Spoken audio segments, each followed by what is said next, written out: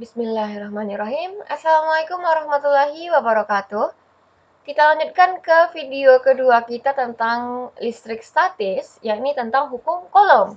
Untuk itu, kita perhatikan dulu percobaan kita yang ini, simulasi kita tentang balon dan listrik statis. Sekarang kita memiliki balon. Balon ini netral, ada positif negatifnya sama. Kemudian kita punya baju yang positif negatifnya juga sama, muatannya sama. Kemudian kita punya dinding yang muatannya juga netral. Jika kita ubah menjadi dua balon yang netral juga, kemudian kita gosokkan balon ini ke baju, muatan negatifnya akan pindah. Kalau kita gosokkan juga yang balon kedua, dia juga pindah. Kalau misalnya dua buah balon yang sudah bermuatan negatif ini kita dekatkan, apa yang akan terjadi kepadanya? Saling tolak menolak ya. Berarti kalau misalnya benda yang bermuatan sama atau muatan yang sama itu akan saling tolak menolak. Dan kita lihat baju kita yang sudah menjadi muatan positif itu akan tarik menarik dengan yang elektronnya ini. Muatan sejenis itu akan tolak menolak dan muatan tidak sejenis itu akan tarik menarik. Jadi positif itu akan menarik yang akan saling tarik menarik dengan yang negatif. Kalau misalnya dia sama, dia akan saling tolak menolak. Misalnya negatif juga, dia akan saling tolak menolak seperti balon kita tadi. Contoh lainnya itu adalah misalnya kamu mau gosokkan balon atau penggaris ke kain, kemudian kamu dekatkan dengan rambut kamu, maka rambut kamu akan tertarik. Kemudian debu yang menempel pada layar televisi atau komputer. Lalu ada lagi contohnya, misalnya kamu memegang ganggang pintu dari logam, tiba-tiba kamu kayak sentrum sebentar. Itu contoh dari listrik statis ini. Kita lanjutkan tentang hukum Coulomb. Jadi hukum Coulomb ini berhubungan dengan gaya listrik. Gaya itu kita tahu adalah tarikan dan dorongan. Jadi kalau kita hubungkan dengan listrik, berarti tarikan dan dorongan oleh muatan listrik. Kita perhatikan charge kita dalam simulasi berikutnya, charge and field. Kita punya dua buah muatan, positif dan negatif. Jadi kalau misalnya kita ambil positif, dapat kita lihat kalau misalnya arahnya itu adalah ke keluar. Kemudian kalau misalnya kita reset, kita keluarkan negatif, arahnya itu akan ke dalam, arah fieldnya akan ke dalam. Jadi kalau misalnya kita punya dua buah, positif dan negatif, arah fieldnya dari positif itu akan menuju ke yang negatif. Gaya listrik itu, gaya itu kita lambangkan dengan F. Itu tuh sebanding dengan masing-masing muatan. Sebanding dengan Q1, kemudian sebanding dengan Q2.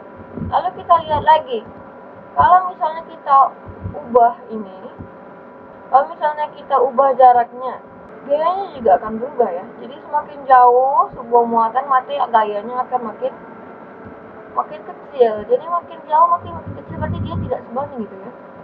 Dia berbanding terbalik.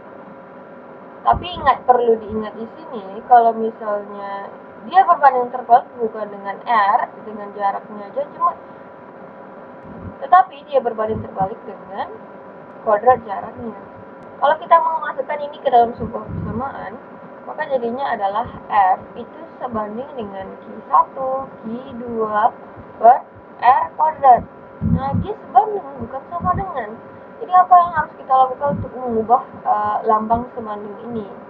Yang harus kita lakukan adalah, untuk setiap persamaan fisika, kalau kita mau mengubah tanda sebanding ini menjadi sebuah sama dengan, maka yang kita lakukan adalah kita harus menambah sebuah konstanta.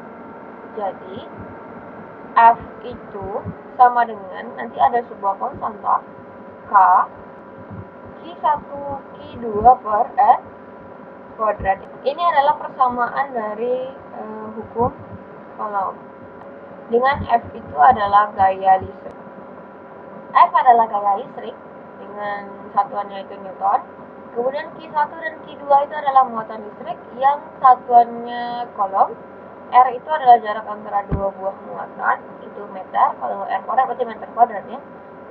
K itu adalah sebuah konstanta atau tetapan untuk ruang hampa.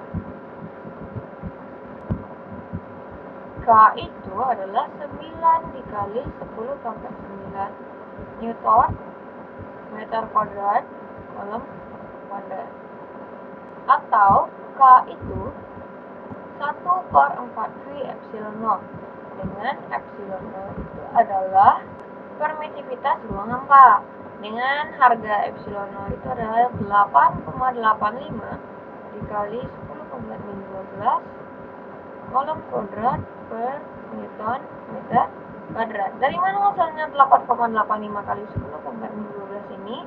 Jadi kalau misalnya kamu masukkan K-nya segini, 4V bisa kita tahu berapa. Jadi epsilon 0 itu sebenarnya balik-balik rumus aja kalau kamu lupa misalnya epsilon 0-nya berapa. Namun itu kan untuk ruang hampa ya. Bagaimana kalau misalnya muatan kita itu berada di dalam sebuah medium? K-nya itu akan menjadi lebih kecil, sehingga K-nya itu, ketetapannya itu menjadi 1/4V epsilon aja. Berarti epsilon ini kan berarti kan ada di dalam bahan gitu ya. Epsilon itu kan berarti permitivitas bahan. Epsilon ini sama dengan epsilon R dikali dengan epsilon 0. Epsilon 0 ini kan permitivitas ruang hampa ya.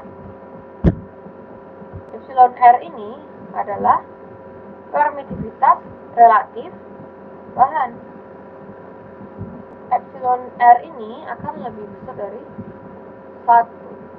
Kalau kita bandingkan antara F bahan dan F yang ada di dalam vakum, ini kan berarti 1/4V epsilon aja ya, dikali dengan ini K kali Q1 Q2 per R kuadrat, K Q1 Q2 per R kuadrat, ini rumus F yang pada umumnya, dibagi dengan 1/4V epsilon 0 berarti, karena dia di dalam vakum, kali Q1 Q2 per R kuadrat. Yang ini coret, ini coret, ini coret, ini coret. Berarti sisanya itu adalah 1/epsilon dibagi 1/epsilon 0, itu sama dengan epsilon 0/epsilon. Epsilon ini kita tahu kalau sama dengan epsilon R kali epsilon 0. Jadi epsilon 0 per epsilon R kali epsilon 0, ini kita coret, ini kita coret, maka hasilnya adalah untuk F bahan dibagi dengan F vakum sama dengan 1/epsilon R. Atau kalau kita mau cari F bahan aja, ibu taruh tuh di sini ya, kita mau cari F bahan aja, itu sama dengan 1/epsilon R dikali dengan F vakum. Nanti yang tentang ini akan kamu kerjakan di dalam contoh soal. Kita punya dua buah muatan, ini ada Q1, ini ada Q2.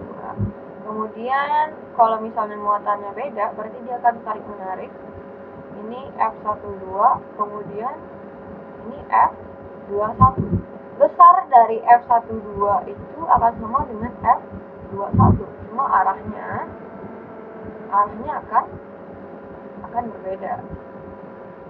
Kalau misalnya kita punya dua buah muatan positif, berarti kan sama-sama keluar gitu ya, sama-sama tolak menolak. Misalnya ini F12 juga, ini F21 dan F12 juga akan sama, cuma arahnya berbeda. Berarti di sini akan berlaku juga hukum 3 Newton. Di sini juga berlaku juga nanti tentang sigma F. Bisa nanti kita cari resultan gayanya berapa. Untuk contoh soal, dua buah muatan listrik tolak menolak dengan gaya kolom sebesar F. Misalnya kita punya dua buah muatan yang positif aja. Kita punya ini ada Q1, kemudian ada Q2 dia saling tolak menolak dengan gaya F, berarti jaraknya adalah R. Jika masing-masing kemudian diperbesar menjadi 3 kali semula, berarti yang ini jadi 3Q, ini jadi 3Q. Agar gaya kolomnya dialami kedua benda muatan tetap, berarti F-nya itu kita ingin tetap. Berapakah jarak antara kedua? Berarti kita cari R2. Kita anggap ini R1, berarti kita cari R2. Berarti supaya dia tetap, karena muatannya makin gede, berarti R-nya juga akan berubah ya. Berarti kita ubah ini adalah Q1, kemudian ini adalah Q2. Kita belum tahu kalau misalnya R-nya itu makin kecil atau makin besar, berarti kita anggap aja ini R2. Ini menjadi 3Q, ini menjadi 3Q. Berarti kalau misalnya yang di atas itu kan F sama dengan Q per R1 kuadrat gitu kan ya.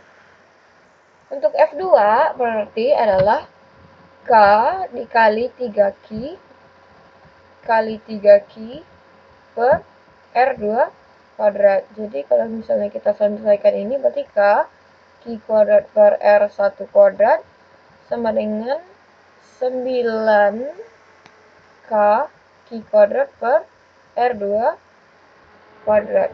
Kita maunya F1 itu sama dengan F2 gitu ya. Kita mau muatan gayanya tetap gitu kan.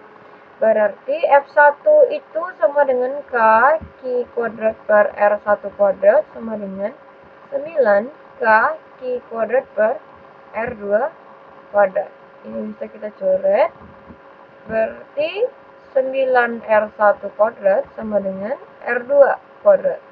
Kalau kita akarkan ini berarti 3R1 itu sama dengan R. Jadi R2 kita makin gede. Tadi kita bilang kalau misalnya gaya-gaya listrik itu dapat dijumlahkan gitu kan secara vektor. Dapat dijumlahkan menjadi kayak sigma F. Disebut dengan menggunakan prinsip superposisi. Syaratnya, tipsnya di sini arah vektor itu harus digambar. Jadi Ibu sering menekankan di sini ya, kamu bikin gambar kayak gitu. Itu tuh akan berguna dalam penyelesaian soal. Contoh soal seperti ini. 3 buah muatan listrik terletak di titik-titik segitiga ABC pada sisi AB dan AC adalah 5 cm. Berarti ini 5, ini 5, dan Q adalah 1 kali 10 pangkat min 7. Jadi tentukan besar FA. Jadi kalau tipsnya di sini satu lagi, kamu nggak usah memasukkan tanda muatan dalam perhitungan. Ya. Untuk menyelesaikan persamaan ini, kita lihat muatan-muatan di sekitar titik A ini, titik B dan C, muatan B dan muatan C. Kita lihat pada muatan C, dia adalah muatan negatif. Kita tahu kalau misalnya negatif itu yang tadi, dia masuk kan ya. Negatif itu masuk, positif itu keluar. Jadi kalau misalnya kita mau menyelesaikan ini, karena ini negatif, berarti dia masuk ke sini. Berarti kalau masuk kita ambil dari A, berarti FAC itu arahnya ke C. Kita lihat yang B itu positif. Kalau positif itu berarti dia keluar. Kalau keluar berarti dari sini kita tarik positif. Ya. Maka FAB itu arahnya ke sini. Kalau misalnya kita secara vektor, kita selesaikan secara vektor, berarti kalau kita selesaikan secara vektor, berarti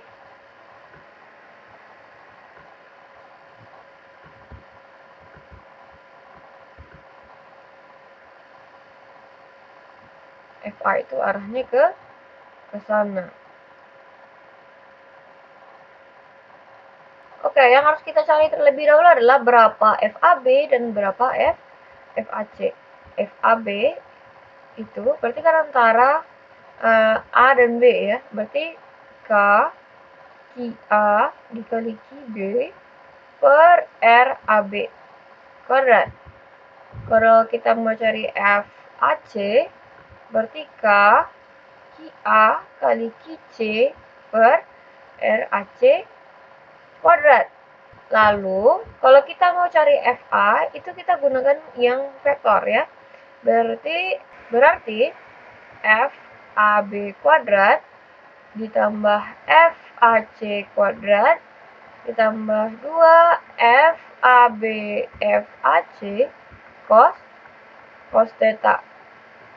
Itu persamaan yang sudah kita pelajari dulu ya pas waktu semester 1 kelas 1. Yang ini yang tentang vektor. Tetanya yang ini theta, berarti berapa tetanya? 90 ya untuk soal ini. Untuk penyelesaian soal ini, kamu selesaikan sendiri di dalam job sheet. Ini tinggal cari aja. Sekian untuk video hari ini. Terima kasih atas segala perhatian. Assalamualaikum warahmatullahi wabarakatuh.